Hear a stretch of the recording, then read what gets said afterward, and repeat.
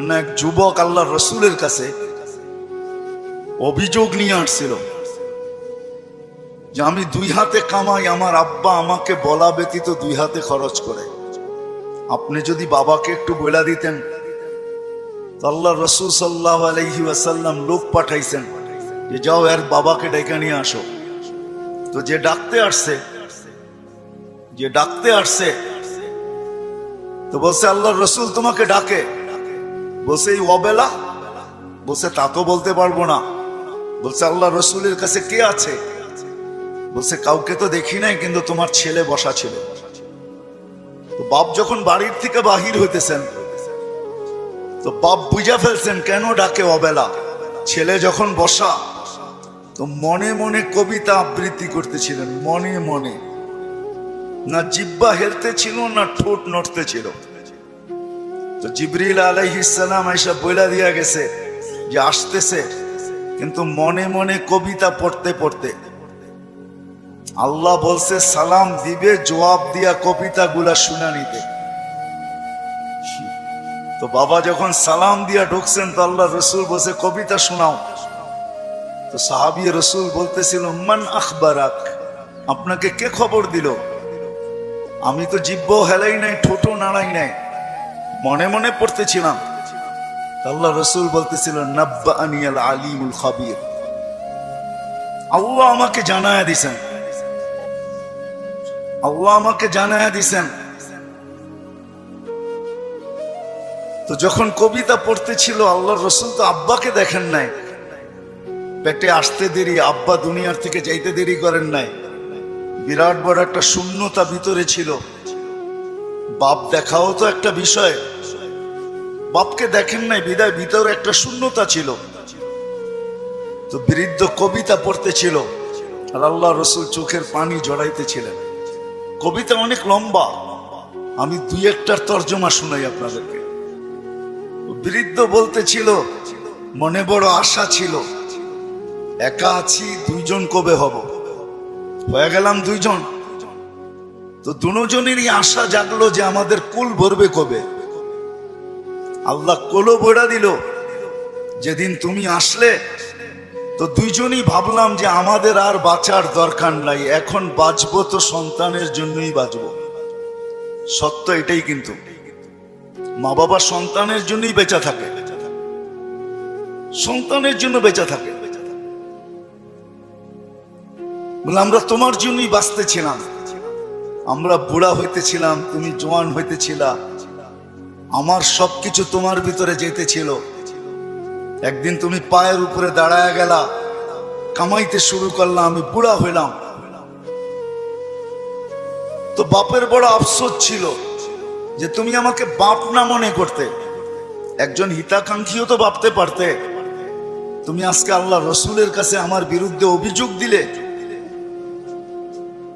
আল্লাহ রসুল পুরা কবিতা শোনার পরে যুবকের কলার ধরে বলতেছিল কুম ওঠ, আনতা ওয়া মালুকা লি আবিকা, তুমি আর তোমার মাল তোমার বাপের, বাপের বিরুদ্ধে অভিযোগ। তো আমার প্রশ্ন যেটা ছিল যে দিন আমাদের জন্য কেন? আজকে যদিও আমরা ভাবি না, চিন্তা করি না যে দিন আল্লাহ আমাকে কেন দিলেন, দিনের পরিবেশ আমার জন্য কেন প্রয়োজন, কেন প্রয়োজন? সত্য এটাই, আপনি মানেন আর না মানেন, বোঝেন আর না বোঝেন, এটা কিন্তু আল্লাহর তৈরি, আল্লাহ তৈরি করছেন। কে তৈরি করছেন? এটা কার তৈরি করা? একটা ছোট প্রশ্ন আপনাদের কাছে আমার, সমস্ত মেশিন চালানোর জন্য যদি রীতিনীতি থাকতে পারে, তাহলে এই মেশিনটা চালানোর জন্য কি কোনো রীতিনীতি নাই? ওটা কার পক্ষ থেকে নির্ধারিত হবে? মেশিন যে তৈরি করে তার পক্ষ থেকে নির্ধারিত হয়, ঠিক না? আপনি স্বীকার না করতে পারেন, কিন্তু আমার কথা লেখা রাখেন, আপনি আর আমি জমিনে আসছি সাদা কাগজে সিগনেচার দিয়া। আমি কোরআন দিব আপনাকে, সাদা কাগজে শুধু সিগনেচার দিই না, সাথে সাথে ফিঙ্গারও দিয়ে আসছি, ফিঙ্গার। নাইলে কোরআন এই কথা চিৎকার দিয়ে কোনোদিন বলতো না, আলাস্তু বিরাব্বিকুম ক্বালু বালা, আল্লাহ জিজ্ঞাসা করছিলেন আমি কি রব নই? আমরা সিগনেচার দিয়ে আসছি সাদা কাগজে, আপনি আমাদের রব। আজকে যদিও নাকি আমরা ভুলে গেছি, সত্য এটাই, সমাজের চতুর্দিকে তাকাইলে দেখা যায় সবকিছু পাওয়ার পরে ভুলছি তো শুধু আল্লাহকে ভুলছি, আর কাউকে ভুলি নাই। আপনি যুবকের দিকে তাকান আর বৃদ্ধের দিকে তাকান, নারীর দিকে তাকান আর পুরুষের দিকে তাকান, শিক্ষিতর দিকে তাকান আর অশিক্ষিতর দিকে তাকান, গরিবের দিকে তাকান আর ধনীর দিকে তাকান, উচ্চ সোসাইটিওয়ালাদেরকে দেখেন আর নিম্ন সোসাইটিওয়ালাদেরকে দেখেন। সবার দিকে তাকাইলে একটা কথা সুস্পষ্ট, সবকিছু আল্লাহর থেকে পাওয়ার পরে কিন্তু আমরা ভুলে গেছি আল্লাহকে। আমার কথা শুরুটা ছিল যে একক শ্রেষ্ঠ মানুষ, যেটা সৃষ্টির ভিতরে সবচেয়ে বড় সেরা, এই মানুষটার ভাবা উচিত যে আল্লাহ দিন আমাকে কেন দিলেন, দিনের পরিবেশ আমার জন্য কেন প্রয়োজন, আর কোন সৃষ্টির জন্য দিনের পরিবেশ নাই কেন? এটা ভাবা উচিত, চিন্তা করা উচিত। আমি কয়েকটা উদাহরণ দিলাম, হাজারও দেওয়া যাবে। অথচ মুসা আলাইহিস ইসলাম আল্লাহকে জিজ্ঞাসা করছেন আমার জান্নাতের বন্ধুকে, তা আল্লাহ বলে কসাই। মুসা আলাইহিস ইসলাম ঠিকানা চাইছেন যে আমার জানা দরকার, কসাই এত বড় উচ্চ মর্যাদায় কি করে উঠলো, কি কাজের বিনিময়ে উঠলো যে আমার জান্নাতের বন্ধু হবে? তো মুসা আলাইহিস ইসলাম যায় দেখছেন, পুরা কাহিনীকে আমি শর্ট করতেছি,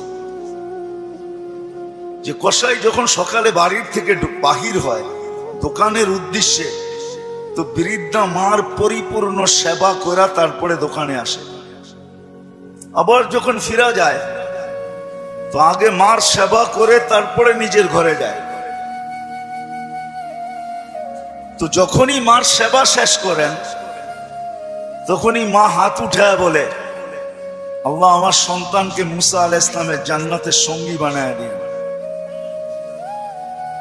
তো মুসা আলাইহিস ইসলাম যখন জিজ্ঞাসা করতেছিল কসাইকে যে তুমি সেবা করার পরে মা জানি কি বলতেছিল, তো কসাই হাসতেছিল আর বলতেছিল, পাগল মা, যখনই সেবা শেষ করি তো হাত উঠায় দোয়া করে যে আমি যেন মুসা আলাইহিস ইসলামের জান্নাতের সঙ্গী হই। তো মুসা আলাইহিস ইসলাম বলতেছে, মা পাগল না, তুই পাগল। মার দোয়া তোকে মুসার জান্নাতের সঙ্গী বানায় দিছে, আমি সেই মুসা। আমার জানা দরকার ছিল তুই এখানে পচলি, তো পচলি কি করে? এরকম সম্পর্কগুলো আজকে আমাদের যে সম্পর্কগুলা, কোন সম্পর্ক নিয়ে আমরা না সুখী, না সম্পর্কগুলো আমাদের সাথে সুখী। বুঝাইতে মনে হয় পারি না, কোন সম্পর্কই কিন্তু আমাদের সাথে সুখী না। ইমাম শাফি রহমতুল্লাহ আলাইহি সারাদিন পরিশ্রম করে আসতেন, সারাদিন। রাত্রে আম্মার পাও টিপতেন আর তেল লাগায় ঘুম পড়াইতেন। মা যতক্ষণ পর্যন্ত না ঘুম পড়তেন পাও টিপতে থাকতেন।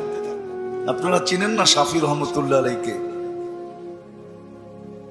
আমরা চিনি না। আর পরিচয় তুলে ধরাটাও সম্ভব না।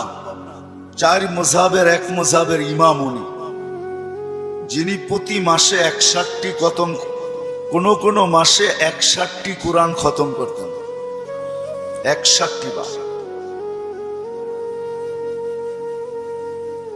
উনি সারা রাত্র মাকে পাও টিপা ঘুম পড়াইতেন, মাঝে মাঝে তালুতে চুমা দিতেন। মা কাইপা উঠত, শাফি আমার পায়ের তালুতে চুমা?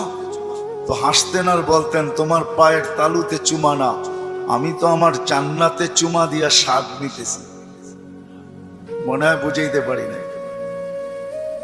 মানুষ যখন দিনের প্রয়োজন না মনে করে আর দিন যখন না শিখে, দিন কেন এটা